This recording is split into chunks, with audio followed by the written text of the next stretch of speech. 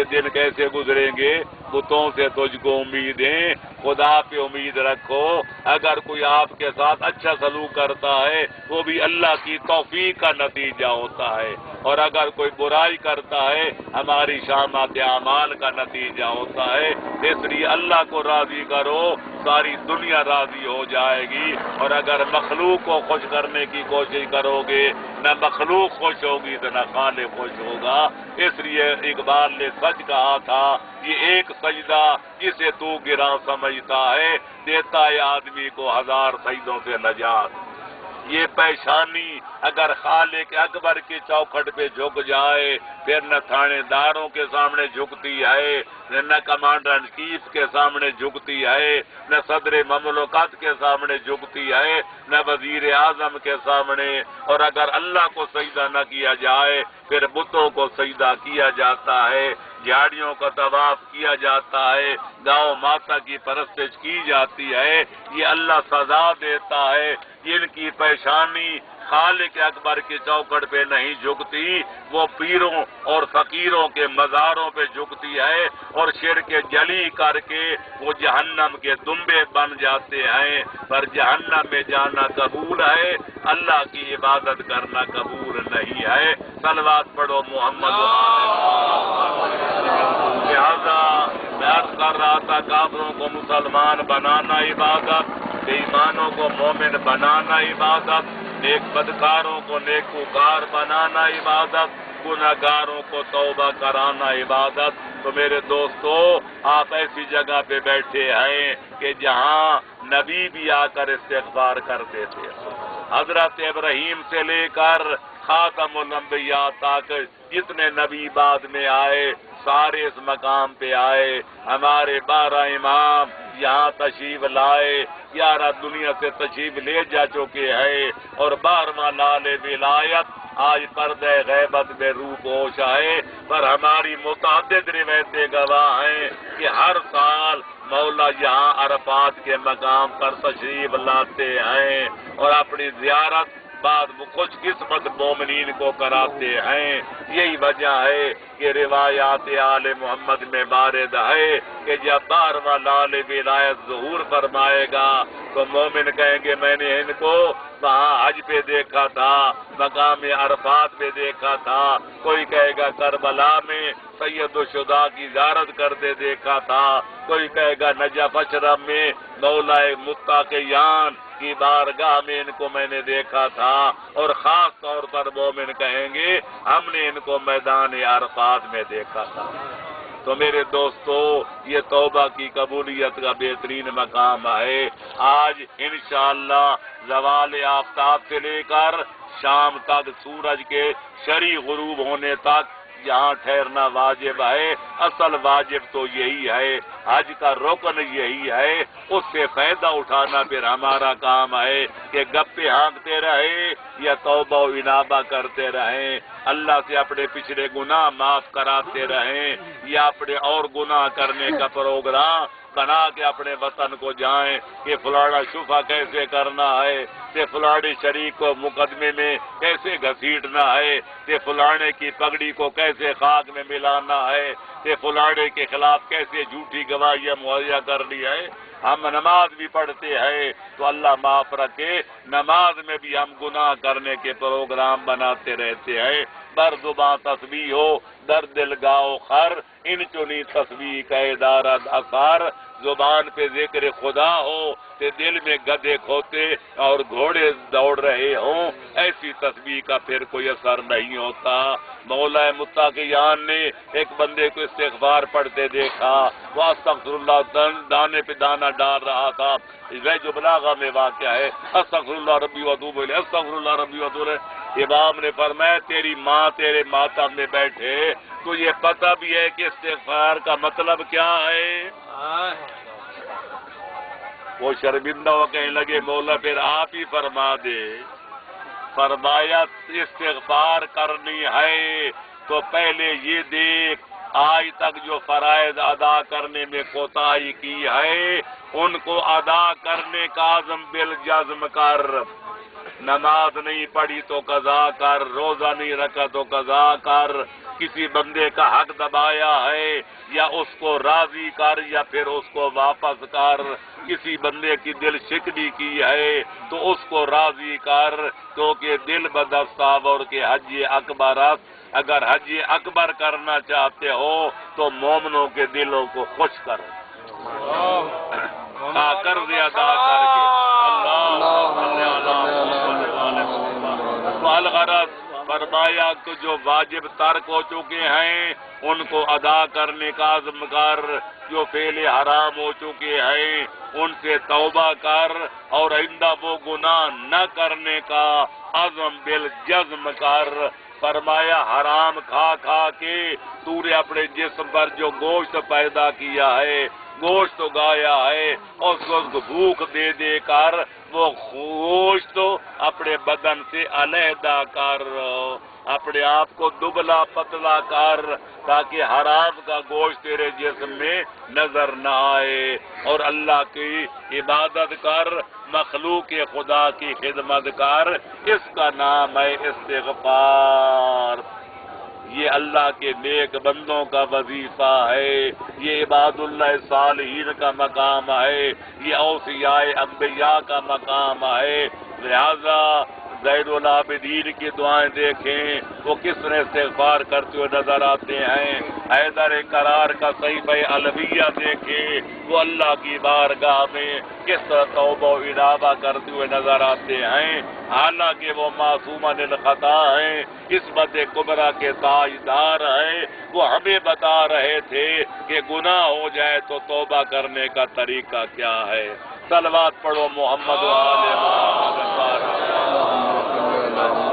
حدیث میں ہے کہ جب آدمی صحیح معنوں میں حج قرض لیتا ہے تو گناہوں سے یوں پاک ہو جاتا ہے کہ یوم ولدت امہ، جس طرح ماں کے شکم سے باہر آیا تھا، اس کے نامہ اعمال میں کوئی بدی نہیں تھی، اس کے ذمے کوئی گناہ نہیں تھا۔ جب صحیح معنوں میں حج کر کے واپس جائے تو گناہوں سے یوں ہی پاک ہو جاتا ہے۔ یہاں سوال پیدا ہوتا ہے، ایک آدمی نے کوئی قتل کیا ہے، کسی نے کوئی معاذ اللہ کسی کی عزت لوٹی ہے، کسی نے کسی کے مال پہ ڈاکہ ڈالا ہے، تو وہ گناہ بھی معاف ہو جائیں گے؟ تو میں عرض کروں گا کہ میرے دوستو، عزیزو، بزرگو، گناہ دو قسم کے ہیں۔ ایک حق اللہ ہوتا ہے، اللہ کی حق تلفی کی جائے، نماز پڑھنے میں کوتاہی ہو جائے، روزہ رکھنے میں کمی رہ جائے، باقی کوئی اللہ کی عبادت میں کوتاہی ہو جائے، اور ایک ہوتا ہے حق العباد۔ بندوں کا حق وہ ہے کہ خالق بھی اس وقت تک معاف نہیں کرتا جب تک مظلوم بول کر اپنے ظالم کو معافی نہ دے۔ لہذا کسی کا مال چرایا ہے تو یا واپس کرنا پڑے گا یا معاف کرانا پڑے گا، کسی کی عزت لوٹی ہے تو اشاروں کناروں میں اس سے معذرت کرنا پڑے گی، کسی کا اگر آدمی قتل کیا ہے تو مقتول کے وارثوں کے اپنے آپ کو جا کر حوالے کرنا پڑے گا کہ میں تمہارا مجرم ہوں، چاہو تو مجھے قتل کر دو، کہ چاہو تو مجھے معاف کر دو۔ جب آدمی جھک جاتا ہے تو اللہ بھی بندوں کے دل میں پھر رحم پیدا کر دیتا ہے۔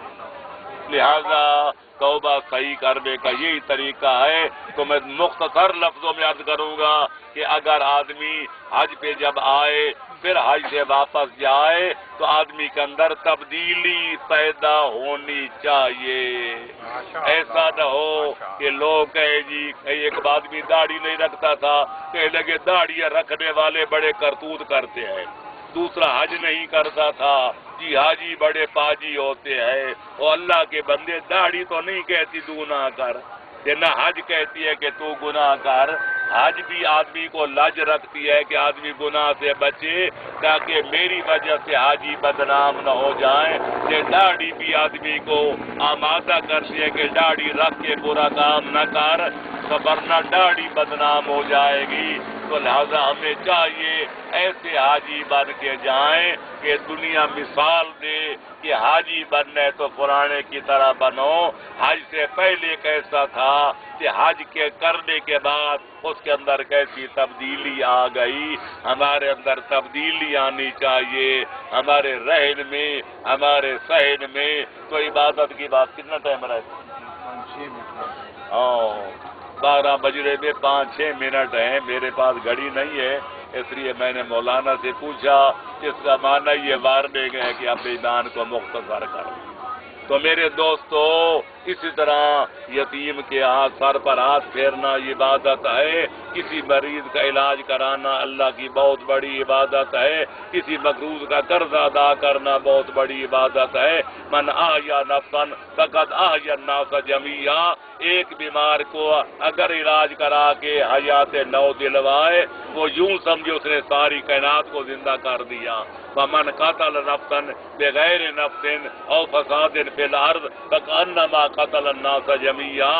جو ایک بندے کو قتل کرے بے جرم و بے خطا، وہ پوری انسانیت کا قاتل سمجھا جائے گا.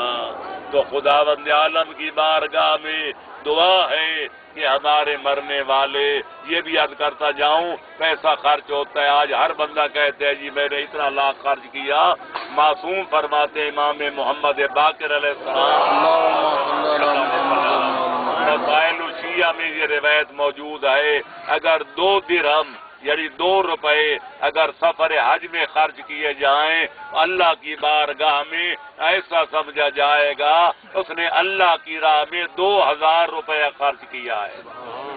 اندازہ لگاؤ. رحمت حق بہانہ می جوید. اور آپ کو بھی پتا ہے، میں بھی جانتا ہوں، یہاں دھکے کھانے پڑتے ہیں لیکن کسی کو دھکا دینا نہیں.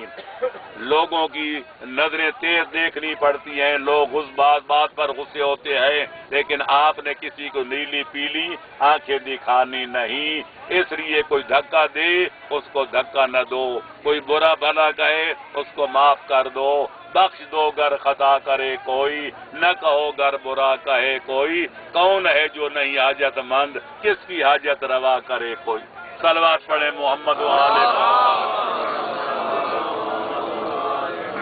حضرت امام حسن اور امام حسین علیہ السلام نے 25 حج پیدل چل کے کیے تھے، جس میں وقوف عرفات بھی شامل ہے. 25 پیدل چل کے. آپ جانتے ہیں کہ 7-8 گھنٹے لگتے ہیں، بس پر آدمی سوار ہوتے ہیں مکے مدینے کے درمیان. تو مولا کئی دنوں میں یہ سفر طے کرتے تھے. سواریاں ساتھ ہوتی تھی لیکن مولا سوار نہیں ہوتے تھے. لوگوں نے وجہ پوچھی، مولا آپ سواریوں پہ سوار کیوں نہیں ہوتے؟ فرمایا اللہ سے شرم آتی ہے. اس کے گھر کی زیارت کے لیے جائیں اور گھوڑوں پہ سوار ہو کے جائیں. پھر سائل نے پوچھا مولا اگر سوار نہیں ہونا تو سواریاں ساتھ کیوں لے جاتے ہیں؟ فرمائے اس لیے لے جاتے ہیں کوئی کوتاہ اندیش مخالف یہ نہ سمجھے ہم مجبوراً پیدل چل رہے ہیں کہ سواری ملتی نہیں. سواری ہے پر سوار نہیں ہوتے. لیکن افسوس سے کہنا پڑتا ہے امام کا 26واں حج تھا. امام مکے جا چکے ہیں، احرام حج باندھ چکے ہیں، عمرہ تمتع کر چکے ہیں. اب چاہتے تھے کہ طواف جائے مکے آئیں اور آ کر یہاں عرفات پہ آئیں اور نانی کو آ کر وقوف عرفات کرے، لیکن ظالموں نے ایسے حالات پیدا کر دیے کہ امام کو اپنے حج تمتع کا احرام عمرہ مفردہ کے ساتھ بدلنا پڑا. اور آج آپ کو اللہ نے یہ شرف عطا کیا ہے، لیکن ہم قیامت تک روتے رہیں گے کہ ظالموں نے امام کو وقوف عرفات نہ کرنے دیا، مزدلفہ نہ جانے دیا، مینا پہ قربانی نہ کرنے دی. یہی وجہ ہے کہ ہم تو یہاں جناب اسماعیل اور ابراہیم کی تقلید و تاثیر میں یہاں بکرے ذبح کرتے ہیں، پر امام نے میدان کربلا میں جا کر کئی عباس جیسے بھائی کی قربانی پیش کی. کئی جناب اصغر جیسے نادان بچے کی قربانی پیش کی، اور کئی ہم شکل پیغمبر جناب اکبر کی شہادت پیش کر کے قربانی پیش کی، کئی جناب قاسم جیسے بھتیجے 13 سال کے شہزادے کو قربان گاہ کربلا میں قربان کر کے قربانی پیش کی۔ مجھے یاد آ رہا ہے جس طرح رات ہم گزار رہے تھے، کوئی جاگ رہا تھا، کسی کو مچھر کاٹ رہا تھا، کوئی تسبیح پڑھ رہا تھا، کوئی قرآن پڑھ رہا تھا۔ سید الشہداء نے شب عاشوراء میدان کربلا میں یوں ہی گزاری تھی، کوئی قرآن کی تلاوت کر رہا تھا، کوئی نماز پڑھ رہا تھا، کوئی قیام میں تھا، کوئی قعود میں تھا، کوئی رکوع میں تھا، کوئی سجود میں تھا۔ ساری رات لہم دوی کا دوی نال، جس طرح شہد کے چھتے سے آواز گونجتی ہے مولا کے خیموں سے ذکر خدا کی، یوں ہی آوازیں گونج رہی تھی۔ اور روز عاشوراء امام نے اپنی اولاد کٹوا دی، بھائی بھتیجے اور بھانجے شہید کرا دیے۔ حد ہو گئی کہ اللہ کی راہ میں اللہ کے دین کی بقا کی خاطر بہنوں بیٹیوں کے برقعے لٹوا دیے اور اپنی گردن کٹوا کر نو کے نیزہ پہ بلند کرا کر دنیا کو پیغام دیا کہ باس واللہ را مسلمہ بندہ نیز پیش فرعون سرش افگندہ نیز، مسلمان صرف اللہ کا بندہ ہے، اس کی پیشانی اللہ کی چوکھٹ کے سوا کسی کے سامنے نہیں جھک سکتی۔ اگر کوئی ظالم جھکانا چاہے اپنی طاقت کے بل بوتے پر یا اپنے پیسوں کی گھمنڈ میں تو یہ گردن کٹ تو سکتی ہے پر باطل کے سامنے جھک نہیں سکتی۔